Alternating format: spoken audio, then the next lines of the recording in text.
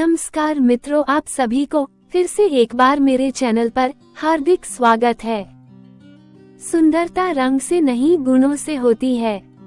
पूजा 5वीं कक्षा में पढ़ती थी। पढ़ने लिखने में बहुत कमजोर थी। बस उसकी एक ही विशेषता थी कि वो दिखने में सुंदर थी, इसलिए सब उसकी सुंदरता की तारीफ करते थे। पूजा को इस बात का घमंड हो गया और वो ऐसी लड़कियों से नफरत करने लगी जो सुंदरता में कुछ कम थी। उसे सबसे अधिक कल्पना से नफरत थी, क्योंकि उसका रंग कुछ काला था। वो हमेशा उसे काली बिल्ली कहकर चिढ़ाती थी, लेकिन कल्पना का स्वभाव इतना अच्छा था कि वो उसे कभी कुछ न कहती। कल्पना बड़ी भोली भाली लड़की थी, पढ़ने लिखने में बड़ी होशियार थी। सभी अध्यापिकाएं उसे बहुत प्यार करती थी। घर पर भी माँ उससे बहुत खुश थी। हर काम में माँ को सहयोग देती। सभी काम वो मन लगा कर करती थी। वह बड़ी बड़ी सफाई पसंद थी, इसलिए हमेशा साफ सुथरी भी रहती थी। पूजा सारे दिन घर से बाहर खेला करती। अर्धवार्षिक परीक्षा निकट आ गई, लेकिन उसे तो किसी बात की चिंता नहीं थी। एक दिन पूजा सवेरे अपने घर से बाहर निकली। उसके पापा नई गेंद लाए थे, इसलिए वो बहुत खुश थी। वो सीधी अपनी एक सहेली रूपा के घर गई। रूपा उस समय अपने घर की सफाई करने में मदद कर रही थी। पूजा को देखते ही वो बोली, आओ पूजा। रूपा, चलो बाहर खेलने के लिए चलते हैं। नहीं पूजा, मुझे तो अभी बहुत काम करना है, फिर सवेरे सवेरे पढ़ने का समय होता है। मैं शाम को खेलूंगी। ये सुनकर पूजा ने मन ही मन कहा, बड़ी आई काम करने वाली, और मुंह फुलाकर बाहर चली आई। इसके बाद वो अपनी दूसरी सहेली रीना के यहाँ गई और नई गेंद दिखाते हुए बोली, रीना, क्या तुम मेरे साथ चलेगी? नहीं, मैं तुम्हारे साथ अभी नहीं जा सकती।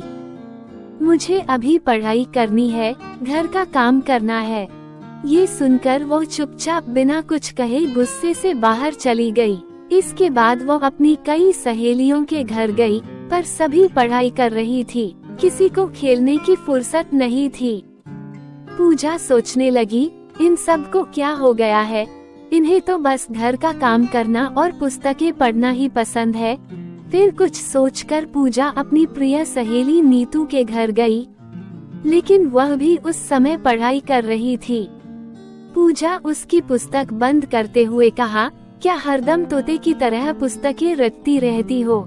चलो बाहर खेलने चलते हैं। पूजा, वार्षिक परीक्षा निकट है, मुझे पढ़ाई करनी है, इसलिए मैं तुम्हारे साथ खेलने नहीं चल सकती। तुम भी अपने घर जाकर पढ़ाई करो, वरना इस बार फिर फेल हो जाओगी। पूजा उदास मन से लौटने लगी, तभी उसे नीतू की आवाज सुनाई दी। वह अपने माँ से कह रही थी, देखो न माँ, पूजा सवेरे सवेरे खेलने के लिए आ गई।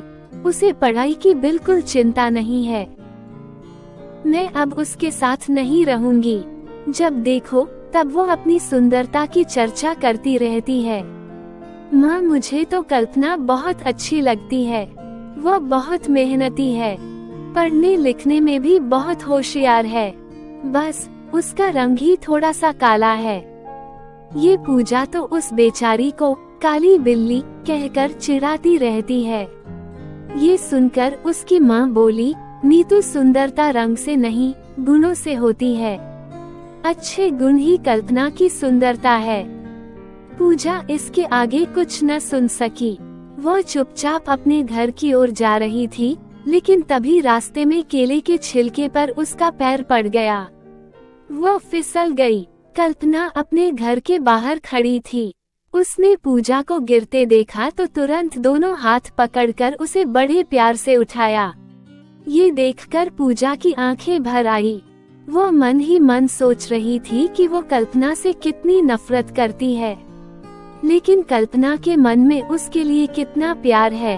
वो बोली, कल्पना, तुम सबसे सुंदर हो और मैं काली बिल्ली हूँ। मैंने तुम्हें काफी तंग किया है, बहुत चिढ़ाया है, मुझे माफ कर दो। अरे भला सहेली से माफी मांगी जाती है? सचमुच पूजा ने अपनी सुंदरता पर घमंड करना और कल्पना को चिढ़ाना छोड़ दिया। इस कहानी से हमें ये सीख मिलती है कि सुंदरता रंग से नहीं गुणों से होती है। अगर कहानी पसंद आए तो कहानी को लाइक करो, चैनल पर नए हो तो चैनल को सब्सक्राइब कर लो।